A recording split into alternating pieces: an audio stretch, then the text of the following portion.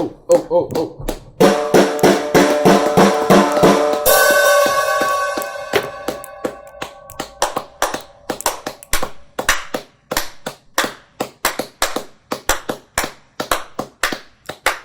right.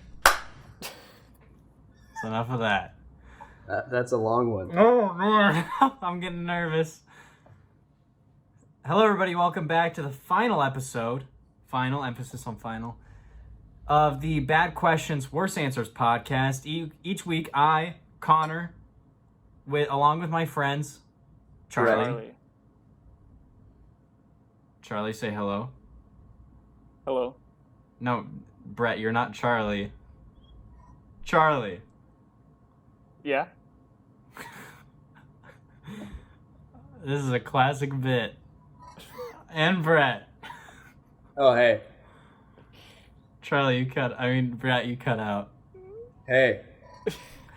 Present a bad question to the others. Then, as a group, we attempt to explore these bad questions with the worst answers. Guys, before we get into the questions, I just want to clarify. Colby, again, is continually harassing us in the comments and in the personal DMs. Frankly, I'm getting sick of it. This is just a message to you, Colby.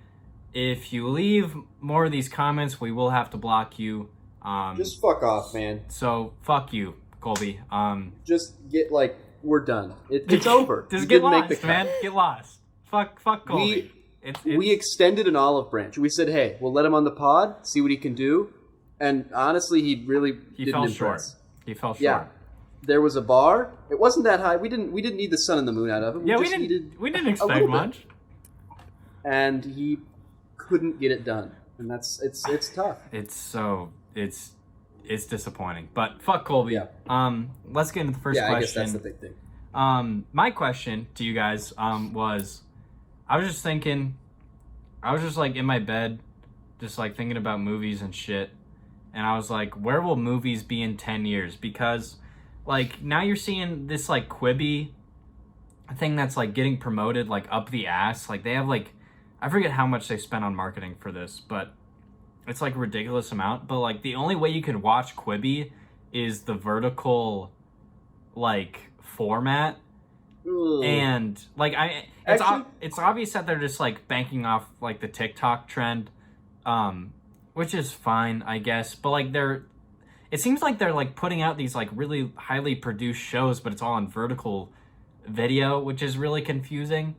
And also this you see throughout just the movie industry, I would say we're getting over a new phase now of video where all these old people are Netflix is shouldn't be in the Oscars or whatever, and now it is, and Amazon Prime. Isn't Steven Spielberg on that train? Yeah. It really upsets me how many I don't know. It seems like we should all just be on board with that by now. Yeah, I don't know. And I was just curious as to your guys' thoughts on where movies will be in the future. Or at least the state of movies and how we consume them and stuff like that. I don't see the how do you say it? Quibi? Quibi. Quinoa is Quibi. I don't see it having staying power. I just YouTube, I think, is, if you're looking for short content that's about 10 minutes long, YouTube is the place to go. That's true. Where you can really crowdsource what you want. Because what's good about Netflix or whatever is that it's highly produced and you can sit down and watch it. What's good about YouTube is that it's very nuanced and it's very homemade. I think people are drawn to that, where it's not this you don't feel like you're committing yourself to a really produced video. Mm-hmm. Yeah, the amateurness is kind of attractive in a way, just because you don't want to sit down and because I find this with a lot of people, and why a lot of reality TV sells so much is people don't want to sit down for these highly produced stuff where they just have to turn their brains on and get invested. But when you watch, at least for me, when I watch a YouTube video or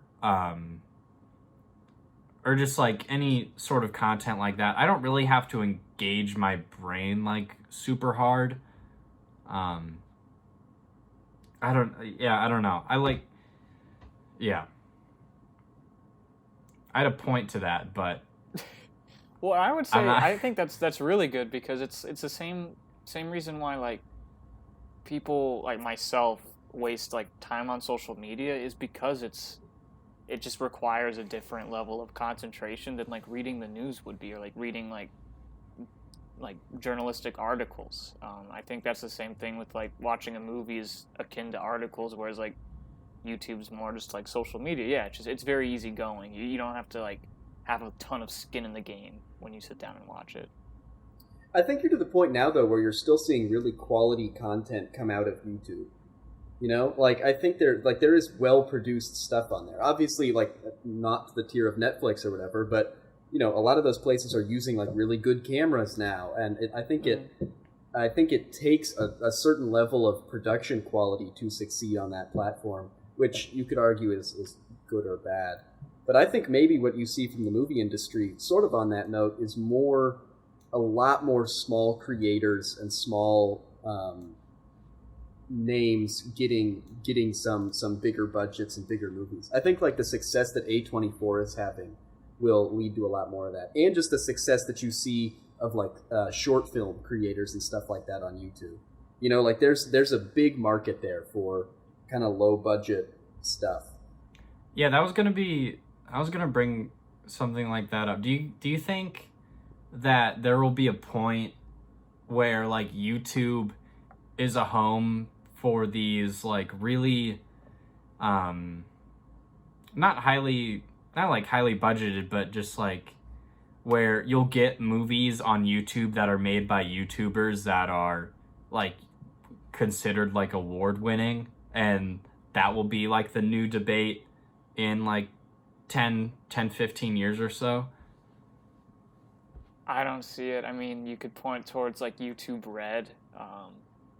I just remember like Vsauce or whatever getting their show, and I don't quite know the commercial success of it, but I don't think I don't think YouTube's the platform. I don't know, to step up because to the next level. Like I'm trying to Netflix think has. of like what the Because next. Netflix- Yeah, I think there's still a whole like an order of magnitude of difference between Netflix and YouTube. Like I don't think that gap is easily bridged, because when you talk like a short film on YouTube's budget versus an actual like low budget short film, you're talking like a $1,000 budget versus like could be $50,000+ is still a low budget, larger like actual short film maybe. No, I don't want to say that, but you know, like low budget in the real film world means such a different thing from like the quality of content that's on YouTube. I think it's a great incubator for talent, but I don't think it's ultimately going to be like a good resource for high quality production. Yeah, I can see that. I was just trying to think of like what will be the next big thing to shake up like the industry, I guess. Because I mean, like no matter what, there will always be something like for people to like complain about. Oh, this like new thing that's coming around. Like we're like just getting over this, where it's like I said, a streaming. Like streaming shouldn't be considered this and this and this because it's easy. You don't go to the movies for it.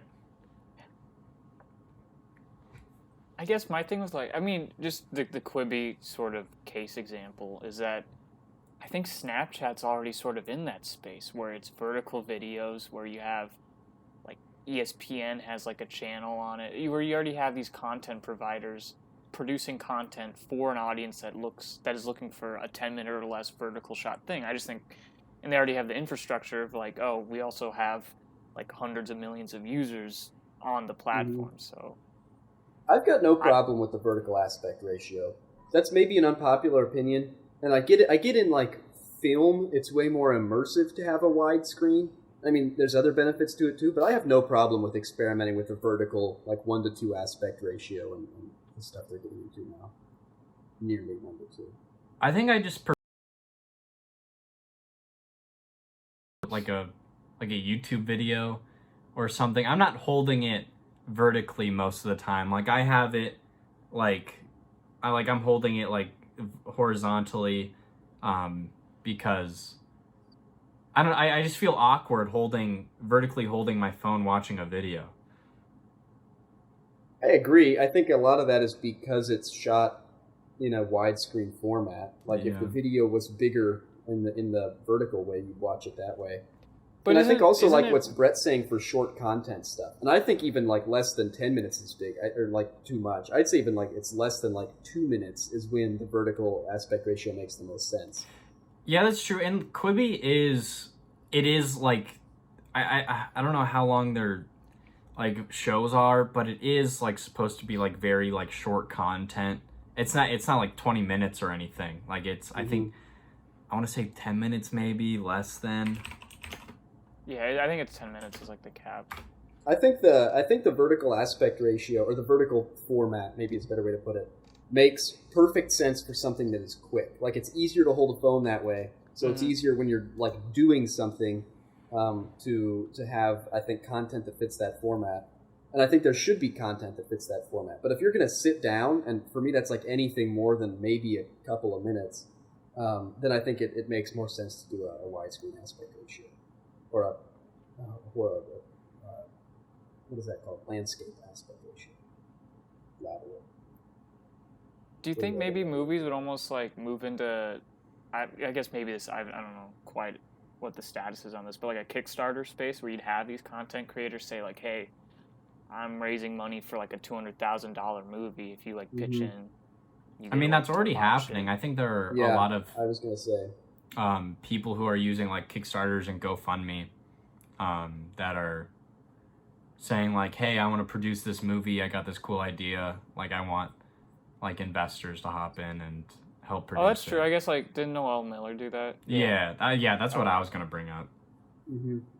I think a big thing you'll see too, and this is a divergent, so I apologize if I'm taking something away, but I think like mocap is going to be a lot bigger. Like I've just heard people talk about the potential that mocap has now, because you can get like really, really good accurate movements for digital or even like real life people, if that makes sense. But like just I've heard that mocap has huge potential to change the film industry, and I clearly don't know the specifics of it, but I feel like that makes sense. That just as a better way to get good animation, even down to the facial level now, mocap seems like it'll make sense as a predominating factor. Weren't they trying to get like a James Dean movie up on the ground where like they were gonna use James Dean but just have like someone like mocapped and like put in James Dean's face?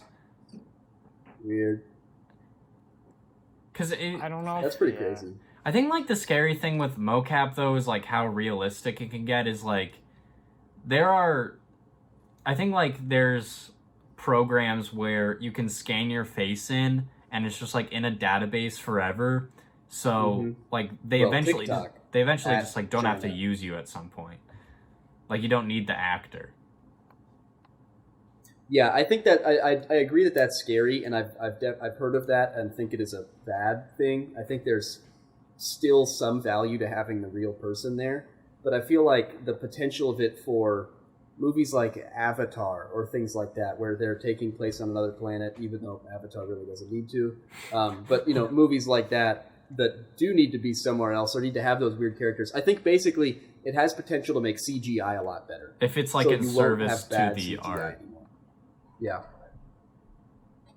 And I think green screens will basically like take over. I feel like you'll have almost nothing on location anymore. That'd be weird. Yeah. But I mean, it freaks me out how much is already on sound stages and with green screens and stuff like that. Like, that blows me away. I'm just, okay, so like The Irishman, right? When you're talking about like the face technology or whatever, how they like age back, like De Niro and all of them. Pesci. You know, Pesci's I'm the not one that looks a little weird. I need to watch it, but I don't care. I don't think I want that. Like, I like the natural cycle of, all right, you're too old to play this role, or like you're just not old enough yet. Like, I like having actors that fit that like age range you're shooting for, right? Like, I don't know. I don't know. I'd rather have Pesci than some guy that's not as good as Pesci. You know, like I'd rather have Pesci and have his skin look a little Snapchatted up instead of, um, yeah, like Yeah. some guy that just doesn't meet the thing as much. Well, you get to a point where it's like, all right, like Leonardo DiCaprio is every single part in most movies because like he can just play whatever age. Like That's true. That's that's like true. a very And I shouldn't be talking about it like there aren't a million of incredibly talented actors available. Like that's the thing that I think is yeah. so easy to forget. And literally, I'm being caught guilty of it right now. Like there is so much talent to be had in that acting world, but we still end up with a lot of the same faces. And I think this will just make it even worse. Once you can just scan Joe Pesci in, and he can literally be the only actor in every movie forever. Um, Yeah, like I would much why do rather anything else? prefer having someone just kind of like live out their career, and then like you don't see a movie from them, but you like still appreciate, like, cuz like that's what makes it so special about these actors is like they have this like set of movies that they were in, they have like a legacy, and then like when they're gone and you appreciate their legacy for what it is, but like when that still continues and that like tarnishes it and like or like it doesn't mean that much, then it's kind of like what's the point? Yeah, it's gonna be like the leader in 1984, where like everybody's pretty sure he's dead, but they can just Yeah, it's recreate just a him. Yeah. face that it doesn't really matter who it is. Or It's you could even think he was never there to begin with. That's yeah. my favorite look, but Yeah. whatever. Yeah, um, I think that's a thing. I don't know if this is the next 10 years thing, but I think you'll start to see movies move into a better, not a better, but a more experiential medium than just like light reflecting off of a screen. I feel like experiential theater is becoming a really big thing, and I think you'll see movies sort of step into that space somehow. Maybe augmented reality. Maybe that. Okay, yeah, that's what I'm trying to get to. Like augmented or virtual reality movies, I think will start to become a thing. I think I can see myself being like an old head who doesn't want to do it. That's Yeah, like me my too. future. That's my future. Not saying that won't be like the path it goes down or like the right path, but or the wrong path. But yeah, I think I'll be pretty averse to that. But that's just like I guess you're stuck in your ways.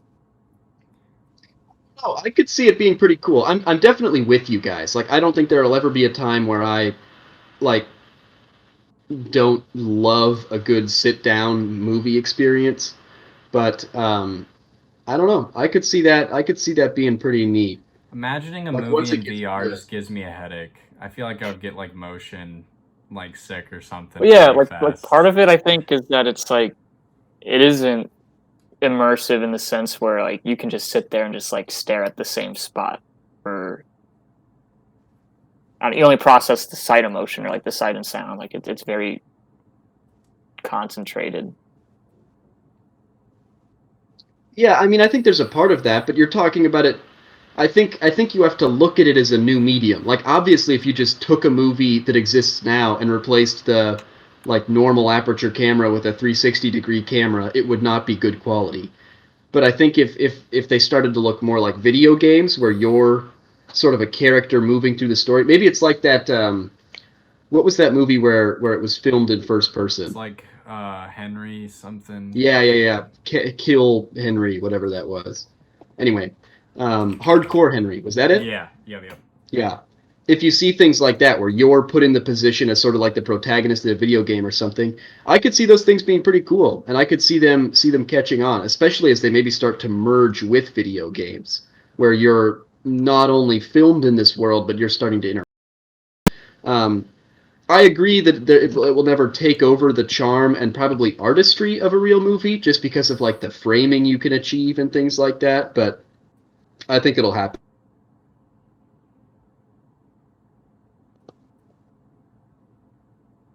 All right, we're gonna move on to Charlie's question. All right. I'm glad I could end that off with a nice monologue for us all. No, Um, it was a provocative point. I think yeah, it's you're right. fine. It was a good cap. Now I've ruined it by acknowledging it. Um, Dissected the frog. yep. So my question, this is okay. This needs a little backstory, which I like. Here we go. So I'm yeah, prepared. get ready for monologue 2. I'm jumping out. I finished Act 1. Here's my next soliloquy. So yesterday in my in one of my architecture classes, we had a discussion about like what the meaning of different spaces are and how those things work. And it was like a discussion that like the questions seemed interesting and the concept of it was interesting and even the people were good, but it was maybe like one of the least intellectually stimulating conversations I've ever had.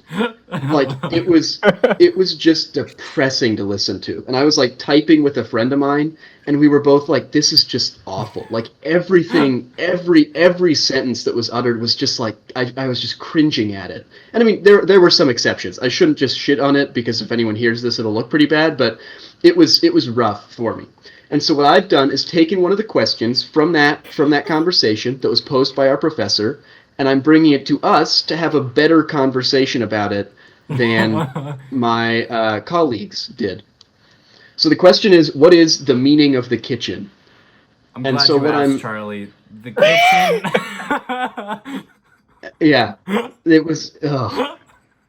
I'm not going to repeat any of the points because then that's like direct and mean. But I'm just saying I feel like it didn't reach the level that it could have as a conversation. Also, I think my video's been fucked up. Charlie, I'm glad you asked. The kitchen means everything. I may be a little biased. What isn't a kitchen? I do have Chef on Blu-ray, but most of it takes place in a food truck. So, I guess that's a little bit. Yeah, video's definitely been screwed up. It's all right. What's going on? We got to restart. Just kidding. I just want to have video for some of it. Oh, okay. Oh, that's all good. I'll draw you in. Yeah, what you did with Brett, I love that.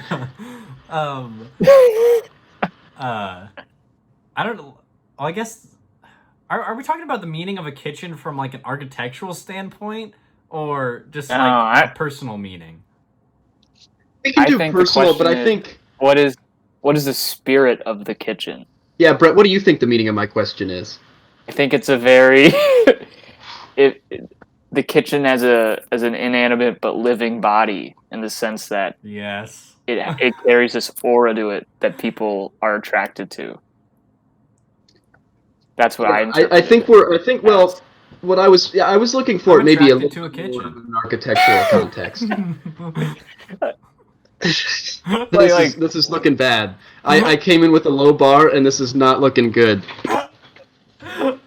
Talking about just like what are the features of a kitchen? Like how do they play a role in the kitchen? I feel like that's it's like such an open-ended question to where I feel like we have to hone down like what we want to get out of the question. Okay, maybe that was the problem with the conversation too, is he didn't offer enough direction on it.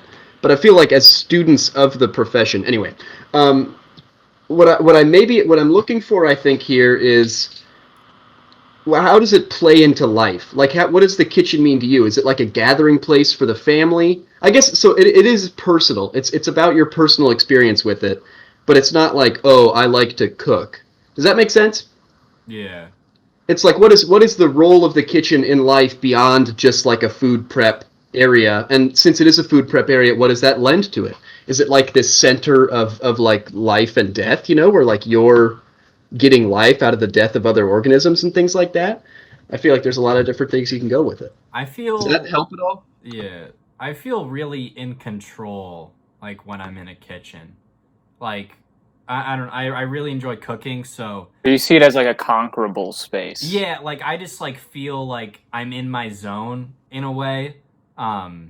Just because like I know what I want, and like there's like an element of problem solving in a kitchen to where it's like, okay, how do we figure this out? Like what can we do with this? I just feel like really in control, and it's like it can be a shared experience when you're in a kitchen, but like preferably when I'm in a kitchen, I'm doing it to serve others out of enjoyment, because I really enjoy cooking for other people. and like it's like my own thing that I made for like other people like in that kitchen. I don't know if that makes Yeah, so it's kind of like a place of giving for you then, right? Yeah. Would that be kind of a way to look at it? It's like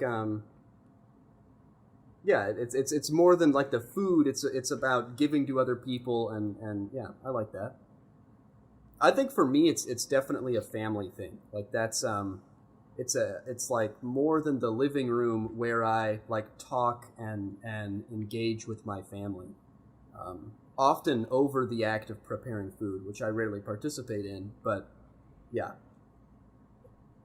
Yeah, and I would say it's very like intentionally like specialized in the sense where you can only do a finite amount of activities in the kitchen, right? Sort of like a bathroom, I guess. Um,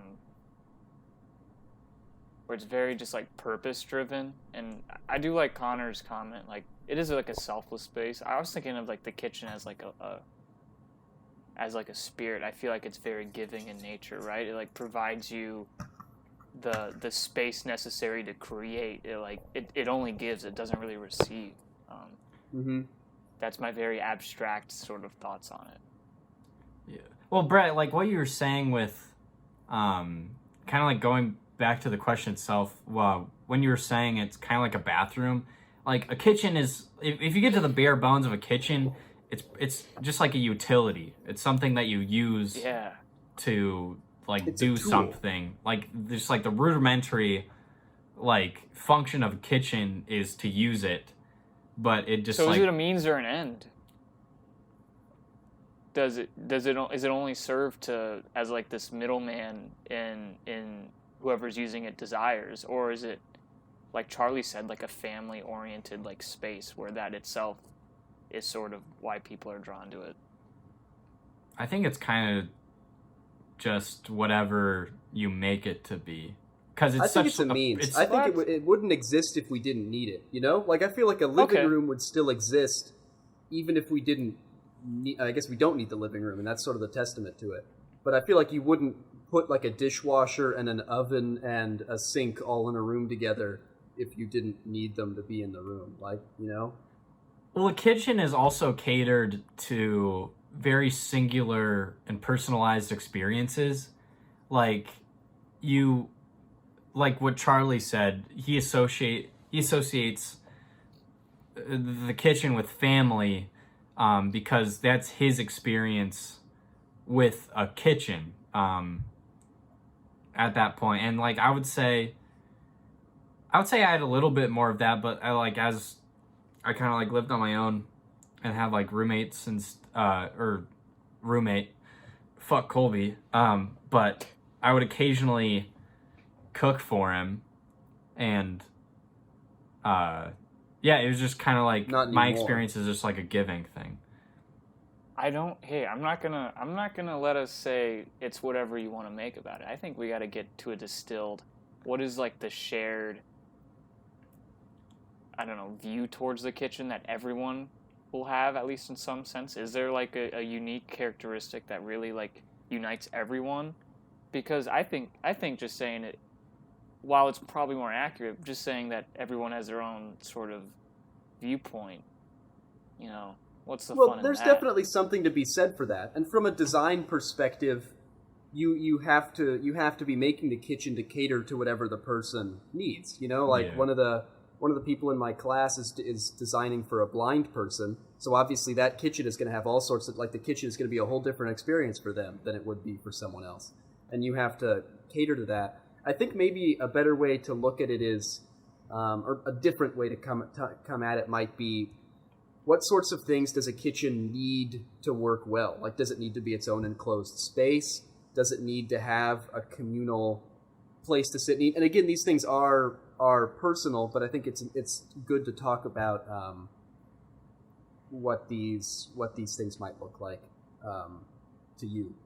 Yeah, I guess what I was trying to get at is that, like, obviously every single person on this world is different, but then you have these like sort of maxims that are like stated where it's like we're all human. I think there is like a human condition that we all sort of partake in. So what's like the kitchen condition, right? Is like is that something that we can maybe work towards, like, arriving at? Yeah. I do think it has to have space where multiple people can occupy it. I don't think it can be a solo endeavor. Mm-hmm. Just to start. I completely agree with that. To me, the kitchen, and this is, I mean, it's sort of interesting because Connor is someone who can capably cook, and I am someone who should be, like, kept a safe distance from the cooking area. I'm with you on that one. So for me, it is really all about the community aspect, and so that's kind of a fun contrast there. Like, to me, it's all about designing it so that the space works well for multiple people, because I will never be in there sautéing a cucumber, or I don't think you would saute. Yeah, you don't. I learned what savory meant today, just to throw that out there. Kitchen lingo. Yeah, it's the best I got. Just throwing out freaking some kitchen jargon, dude. Yeah, I kind of peaked early with that. It's gonna be downhill. It's, I guess, like a sense of community. Even though I said that my experience with a kitchen is giving, you still have that community sense. Like, I'm giving to, like, a community of, like, my friends and family. So, and I'm included in that. So,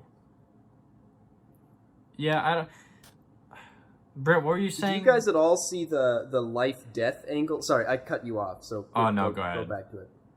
Do you at all see sort of the life-death cycle that maybe happens in a kitchen, you know, where, like, you're sending off some burger so that you can make it another couple hours, you know? You know, do you feel that angle at all? I do, and that's where I think it is, like, this almost, like, sacred space where it is this the passing of sort of life, and it's acknowledging it. It's not like I don't think it's where life and death occurs, but at least, like, it's a place to where you recognize what has happened. No, and it's sort of this really interesting place in the middle. It's like the consumer way to access that life-death thing. Because, like, all of the ugly part of the death happens in a slaughterhouse somewhere on a kill floor. Oh, yeah, out of sight, out of mind. And then you get sort of this, like, condensed, literally packaged life-death experience. And it comes in shrink wrap and has a fairly small amount of blood associated with it. So, yeah, I do think it serves as almost a window into that sort of the behind the scenes. So I do think it's a very informing space. So I think people should be cognizant of what they're actually doing in the kitchen. Well, I think by that logic, I think a kitchen is a pretty selfish space, because you're just, this pig is, like, slaughtered and packaged for your own use, and you're just using it to, like, fuel and get enjoyment for yourself, and same for those other people who are partaking. But maybe the kitchen reveals that, and so it's more of a humbling space, whereas we use it in a selfish way sometimes, but it serves to, like, remind us of, like, what actually happens.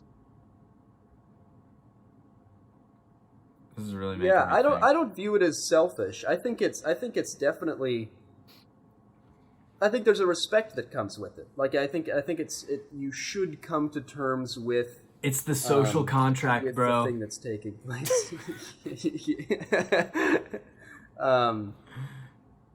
Yeah, I mean, I think maybe you're right in the selfishness of, like, you're doing it for you, but at some point, like, you have to. You know, it's sort of this. Yeah.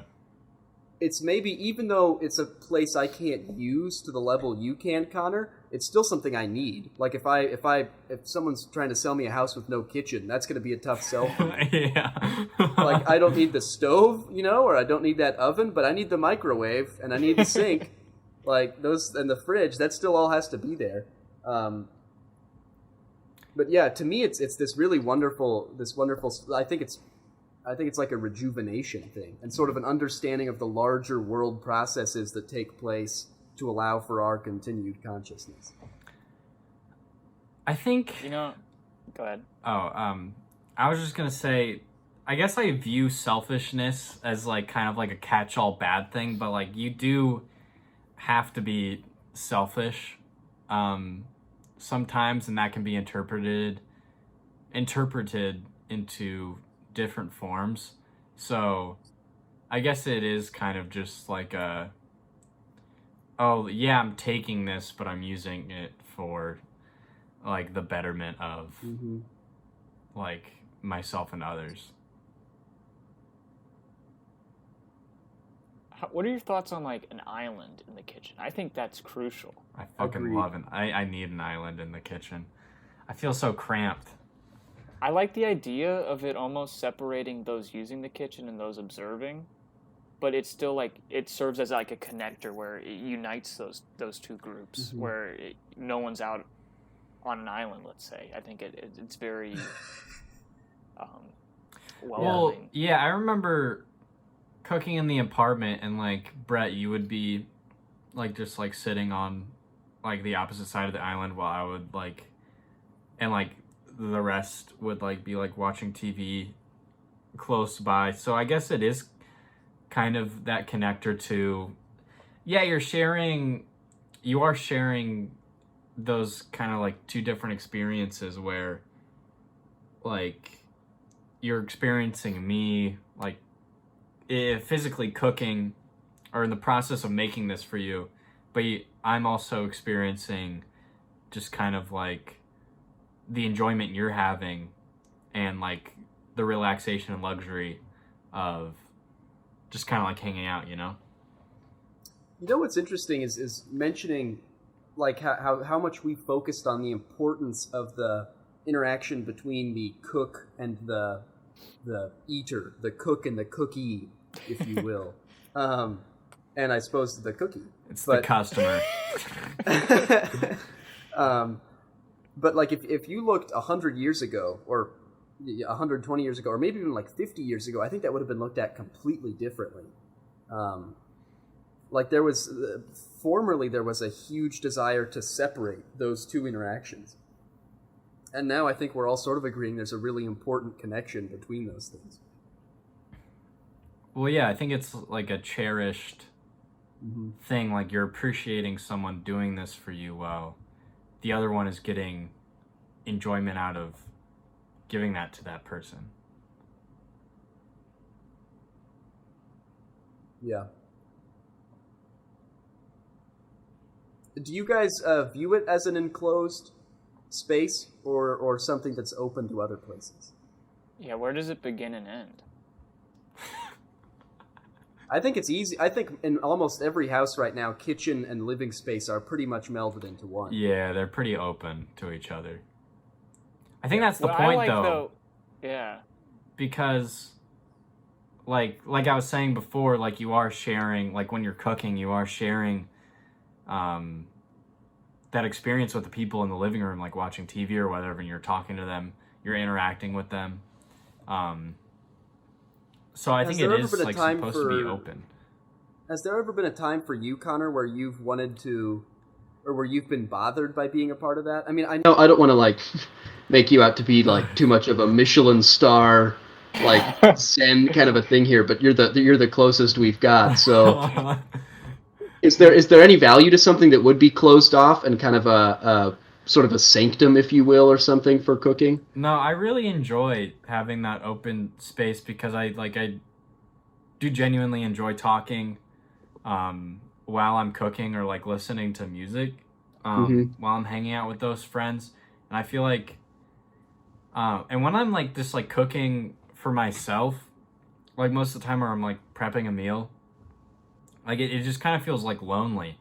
Like I'm just, and it's pretty quiet. Like, it's just like, okay, I'm going to be doing this. Like, yeah, it's going to taste like the same, but the experience that you're getting out of that is like, it's a lot different. Yeah. So, I think my video screwed up again. I don't know what the deal is. So from a sensory perspective, you've got a big focus on sound, it seems like. Is that big? Should it be a quiet room? Should it be a loud room? That's kind of other stuff where we try to get into. Is how should a kitchen feel? I like it bustling. I like I like people coming in and out. I like people checking on me. You know, just talking, chopping it up. I agree, literally. And you look at professional kitchens too, and it's the same way. You don't find that like quiet corporate kitchen just isn't. Yeah. Intermingling. It's a fabric.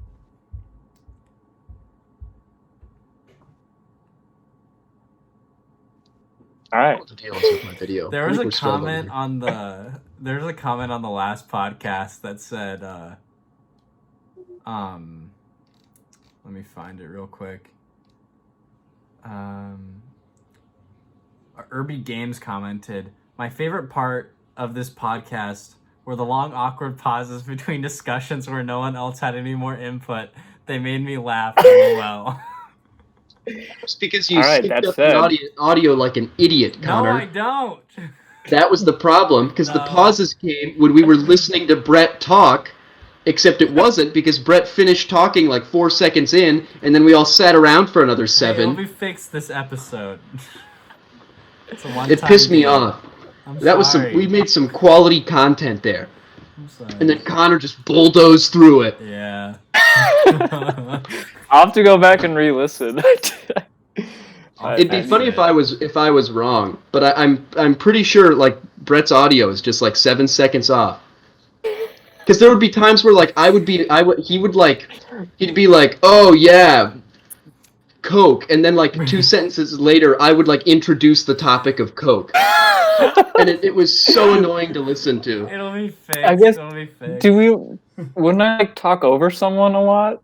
Does that happen, Charlie? Yeah. There would be times where like we have a little bit of it normally, but it would be literally just like 2 people having like lucid, constant thought over each other. It'll be fixed. It'll be fixed this episode. Right, yeah. I'm over. If it's not clear, I'm super over it. No big deal. I'm gonna use this as a nice segue to the next question. We'll have to work on our long pauses. We'll have to make them extra awkward. This time the episode will suck because my video's not there, and obviously that's a huge component. We'll draw you in. It's like take a photo and then like send it in. That'd be so funny. It's alternate between like an open mouth and a closed mouth.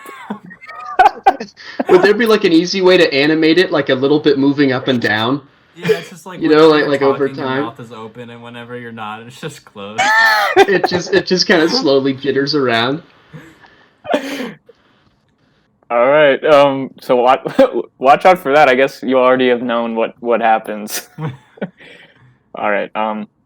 My question this week is one of my favorite questions that I like to ask, and it might take some clarifying because I think on its face value you might think it's an easy question, but I think it's a lot tougher. What's the furthest you've ever been isolated from any other human? And this is if you could draw the largest circle around yourself at any point in your existence where no one else was in that circle but you, what would be like the radius of it? Like how close would the nearest person have been? I found this fascinating because I thought of it and I was like, oh man, there have to be some like fairly big circles. Because I spend a lot of time on my own, and I'm not like a super all the time out with people. I love going off and doing things on my own. And I found that the circle was still incredibly small, no matter what I did. Yes. It was kind of mind blowing. Yeah. If you had to put a number on it, what would it be? What is your guess? This small circle. I would say 20, 25 feet. I'm just saying when I'm driving. Yeah. 25 feet is pretty short. Is it? I need to work on my. I was gonna say I could probably get mine up to a half mile. I would say say Okay, yeah, that's yeah. I would say I was right about at a quarter mile to a half mile is about where that radius. Yeah. I had no gauge on what 25 feet was. I'm sorry.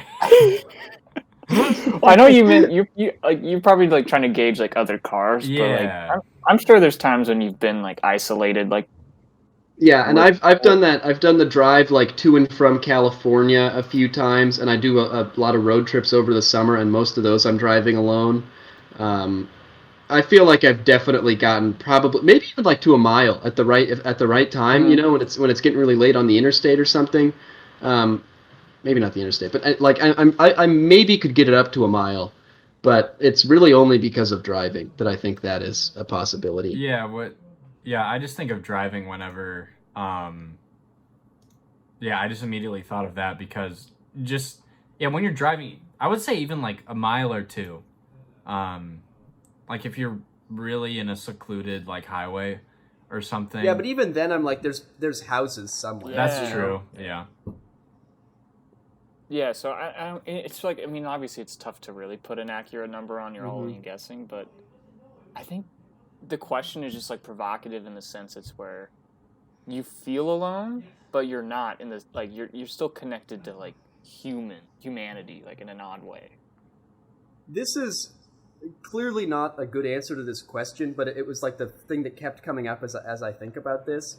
When the summer before freshman year of high school, I went on a 2-week backpacking trip with like an outdoor camping group. It was called Knowles. It was like a phenomenally foundational Here we go. experience for me and had a huge impact on me. I won't bore you with that. I've already done a couple of nice couple 100-word monologues here. But like there were probably times in that because I think it was I think we hiked like 50 miles total. So there were definitely probably times in that where we were a couple of a few good miles away from civilization and just like 15 of us or however many there were.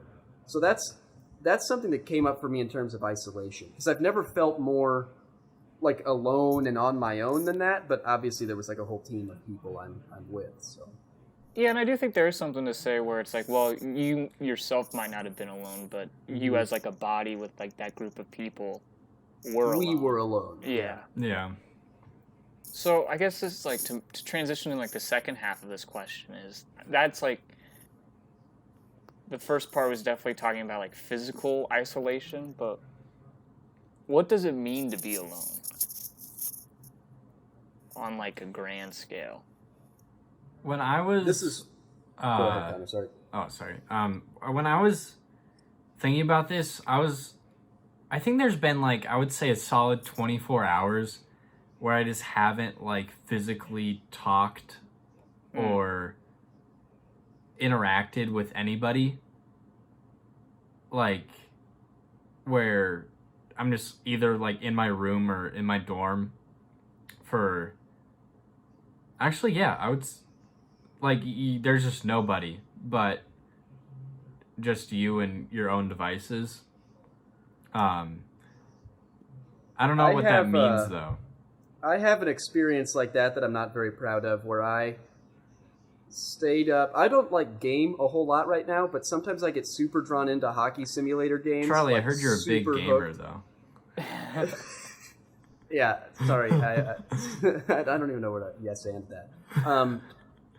But I like legit stayed in my dorm room, like not like the bathroom and kitchen, like the bedroom dorm room for 24 straight hours, and I didn't sleep, and I just played this hockey game for like a whole ass day, and I didn't even realize it was happening until the end when I left, and I was like, wait a minute, I haven't eaten, and then I was like, I haven't even gone to the bathroom since yesterday, like I did not leave this tiny room for 24 straight hours and didn't realize it. So that's do you think, not something I'm proud of. But. So do you think maybe taking into like aloneness is like not even like perceiving or thinking about other people where because you can get stuck in your head, but you can go, oh, I'm thinking about like my mom, like my best friend, like my teacher, whatever, right? I feel like has some connectedness. But if you're immersed in this video game, is that like truly alone where it's like, oh, I think about players. I think about being alone more when I'm with people than I'm not. Ooh. All right, elaborate. Like, I would say I feel a lot more alone when I'm in like a large group of people than I am actually by myself just because I guess like when I'm alone, like I don't really have to think about being alone. it's just kind of me, and I'm sitting on my computer playing Minecraft or some shit, and I'm just kind of enjoying being in my own world. But when I'm hanging out with people, like sometimes I just get like a real like sense of like just like loneliness and being alone, just because like I don't even know, I guess, half the time why I feel that way, just because like I don't know, like you're not really like, there's sometimes where you're just like not connecting with anybody, and I don't know. I don't agree with that. I've never felt more alone, probably, than this whole experience of leaving college and coming back here. Not because college is like this phenomenal social It's place awesome. for me. Yeah, be that guy. I just Like keep- I love coming home, and I love like seeing guys like you. Although Connor, have we even seen each other's faces yet?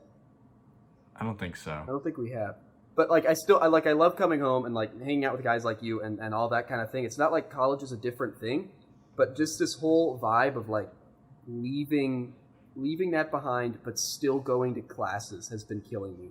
Where like I'm sort of like I'm put in these social situations where if I was in person, they would be great. You know, like my friends and I'd be joking on the side. We'd be like engaging with each other, like eye contact and gestures and all that kind of thing.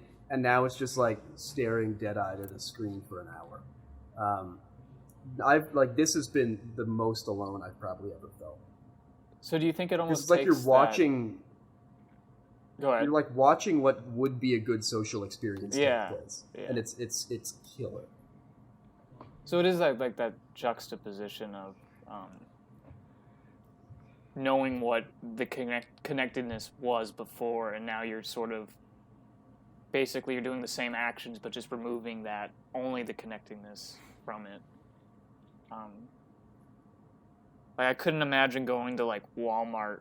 Like I feel like you'd feel like the most alone, like if you went to like the mall and like there's no one else there, because like you expect other people to be there. That's like that expectation Yeah. that almost I amplifies think that's- the loneliness. That's totally it. Like if I'd been just in my room doing nothing for 24 hours, I would have felt incredibly alone. But it never even occurred to me that I was alone in there Mhm. because I was so engrossed in this thing. Like I had Jeff Petrie and Arturi Lekkinen keeping me company the whole time.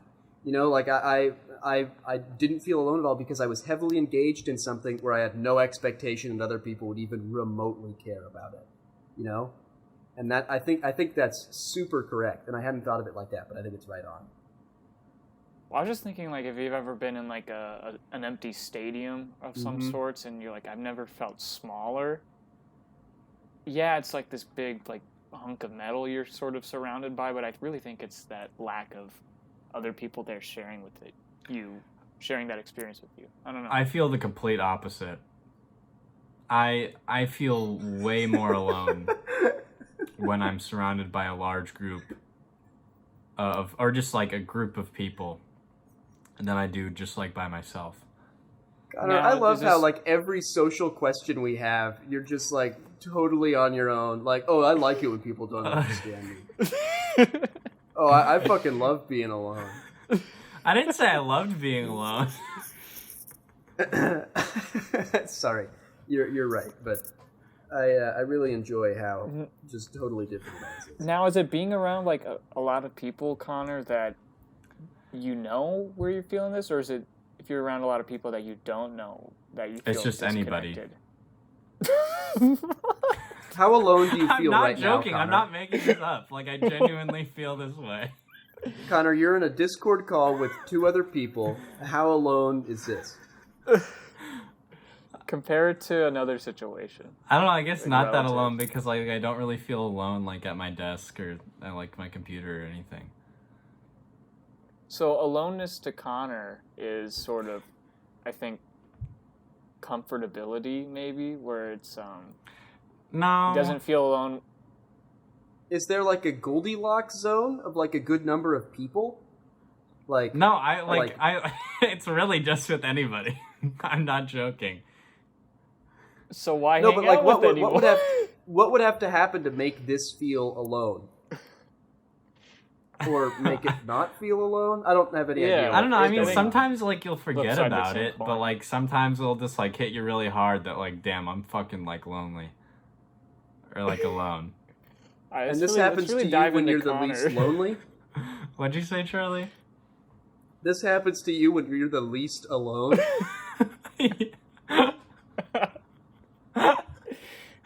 Yeah.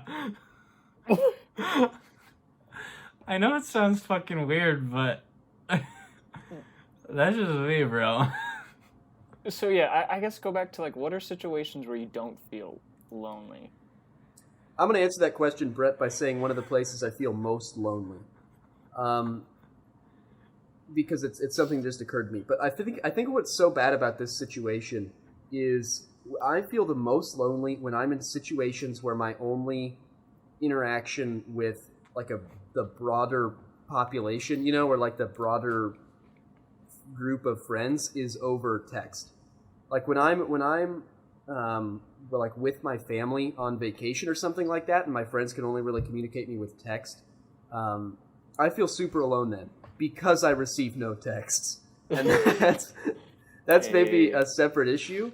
And I think it's largely my fault because I'm awful about responding to them, and generally just like I don't know. I don't think I'm very well.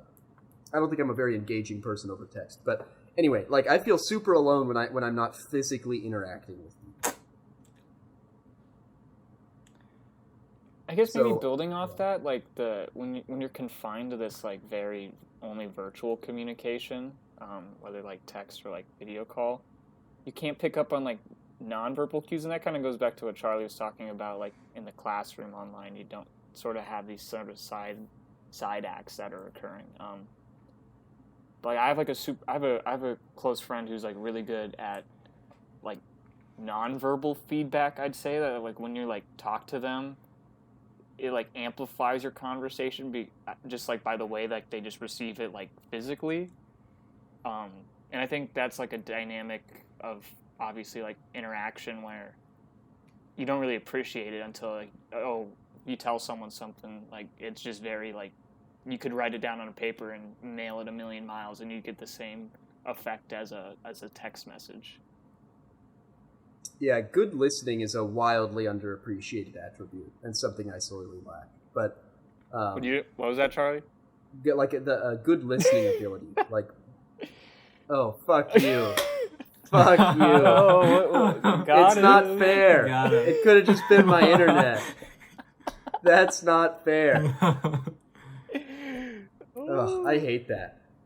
Call back to episode 3 when we wished you had a sensor that let you know when people were engaging. Oh in bits. yeah, I needed the bit bracelet. Although look, that bit would have been ruined if I'd known it was a bit. I don't know. Maybe we have to go back and revisit. That's what episode 10 is for. Stay tuned. Just gotta go with the bit. That's what the and final another thing you mentioned too was. Another thing you mentioned there was the nonverbal signaling, and not just as a listener, but like for me, I've found eye contact is huge. Like not being able to make like funny eye contact with someone, you know, when somebody says something, you're like, oh, like that, and like you guys can't even see what I did there. Like I just did a not that funny, but I did some kind of a like an act, and you can't see it because it's Discord, and we're not going to use the video for our shitty internet connection, but. Yeah, like that is killer to me to not have that stuff. Well, that's just like another conversation. That's interesting. Itself. Yeah. I'm not gonna say it. So Connor, if we don't talk, will you feel more connected to us in the world at large? You just want us to like ASMR breathe into our mics? No. Do you want us I'm in like roleplay being your desk? I would say it's more in person that I feel that way.